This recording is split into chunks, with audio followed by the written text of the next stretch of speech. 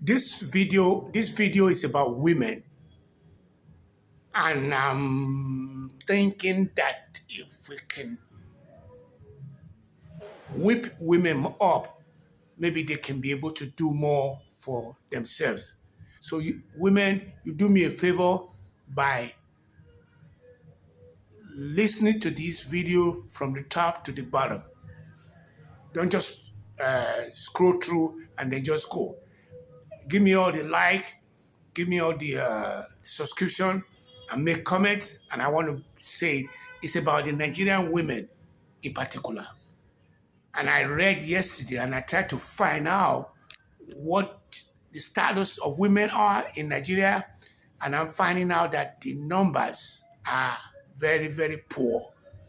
They don't, at a very upper level, where we're talking about women who are above the age of 60 and above, their wealth effect is zero. They don't have no money at all. At the lower level, we are talking about 22 to 36 in terms of the men.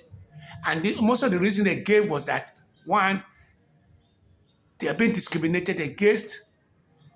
There's what you call inheritance, where if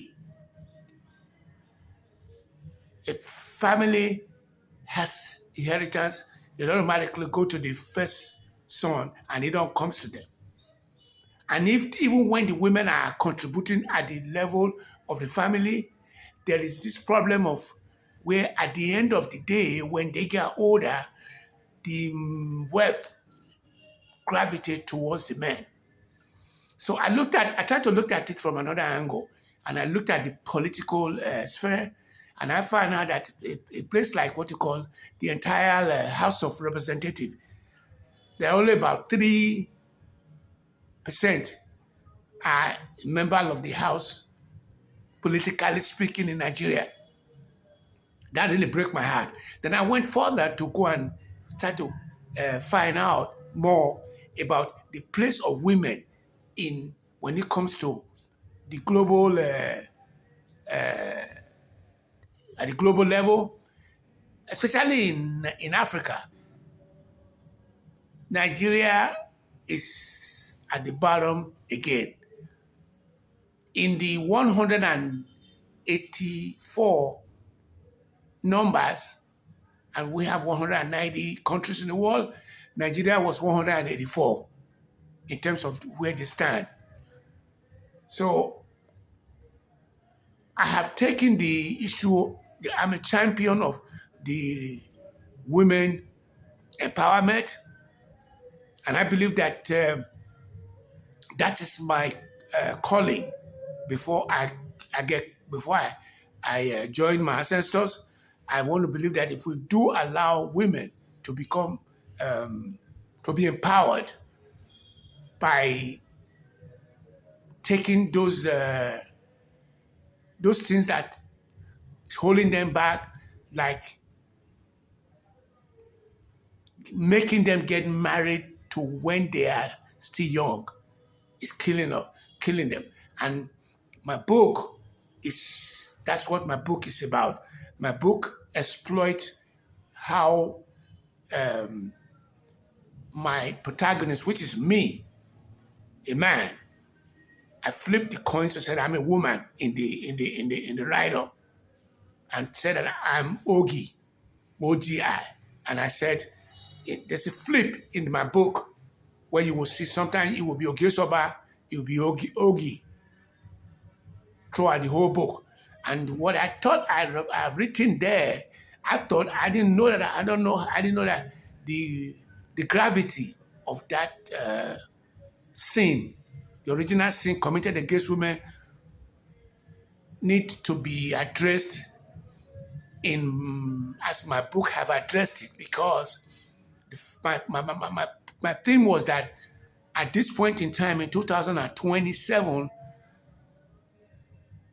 the current president is Ogi, because his father wanted to marry her to a wealthy person putting the context of what you call the entire Red Mosque City, which is, I would say, typically speaking, if you are in Benin, you'll see that the soil is very reddish. There's rain, you will see this red. So I was captivated on that. So back again, I am reviewing my book with you, and I'm saying that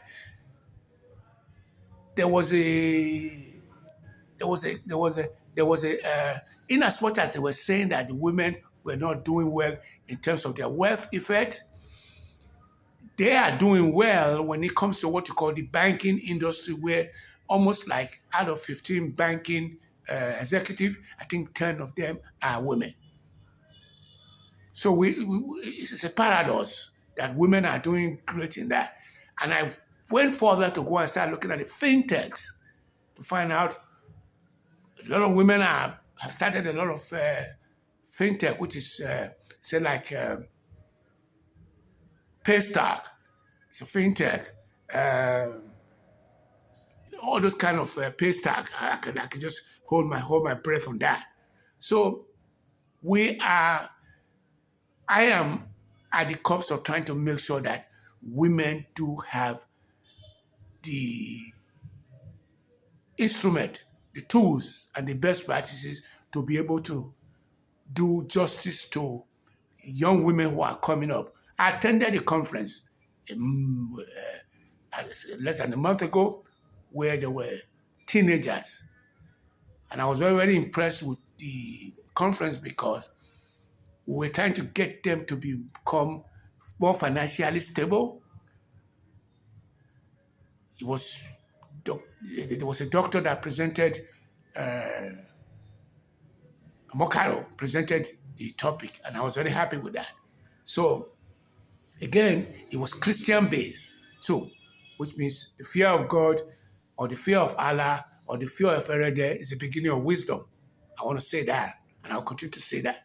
So again, I'm quickly rushing this video out because I was at first, I just have a random video that I post. So today, at first, I posted one for the diasporans. The reason why I'm doing this now is because when I was in the United States, I would go in and do a recording, and I would record about 4 or 5 shot of about 12 minutes, 12 minutes, 12 minutes, 12 minutes, because I have 2 hours to do that. Then when I download it, it takes forever to download. When I get home and I wanted to upload it at home, it takes almost like 2 or 3 hours for each 12 minutes to upload, which I'm also encountering the same thing in Nigeria. So again, I think if there's a woman out there that is just picked up on this clip, and you feel that what I'm saying touched your heart, and you are financially stable, remember that I am one of those people who never got my eye visited in money at all. I didn't care about money. All I cared about was my bottleneck, which was my birth defect, which I did not want to become what you call a second-class human being. And as such, I said, I wasn't doing well in school as I was supposed to be doing because of my short attention span. So I said, okay, I've heard that it is what you call a street in America is paved with gold. And I went in there, and when I got there, I was glad that I went there because as soon as I got there, I doubled down on my primary objective, which was to get my schooling in place. And I stayed in school. I did not use any of the school to help to do any work because I was doing menial job for $2.13 an hour. And I stayed there and did it. And I did not have I did not double dip, like going out there, which means let's assume my last girlfriend in Nigeria would have loved for me to have got married to them. But at the same time, too, I couldn't sustain that status quo of the kind of money I was making with 3 jobs that I was doing when I was in Nigeria. So there was no way I could sustain it.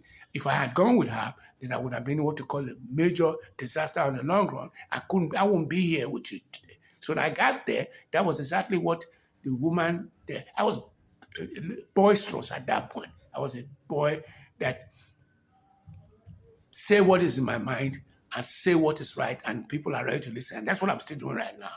So my phone number is 234-70-336-27981. My email address is azimiko26@gmail.com. My landing page is https://www.azimiko.com. I'm an author of 2 books, and those 2 books are all about how do you make Nigerian work during our lifetime. As I speak, I'm not supposed to even go to primary school, but because of my father that had a birth defect, and my dad that was supposed to be taking care of the issue, we lost him at a very early age. So I was all over the place, and I was all over the place with a positive, extrovertic fundamental, which means whatever I say here is the truth. And in only a way I was supposed to be able to carry my friends with them, they shaking out because what I was saying didn't make no sense to them because they cannot speak in front of their father. It's a secret. People getting married to more than one wife. As a matter of fact, I will even say that my dad dipped in there to do that. So it's 234-70-3375, 234-70-3362-7981. Send me messages. You can buy my book it's on Seller, SEAR, Seller. It's also on Paystack through my what do you call that? My landing page. One of the copies is on Amazon. If you have a deep pocket, you can order it right now as we speak. It will be delivered to you. All you have to do was say, God to guide us. God to guide us. Or you can say, hey, I want the other one, which is this one, which is Dream Beyond Border, turning vision into reality. You can order it through my self-publishing endeavor. Thank you for coming in. It's been a pleasure.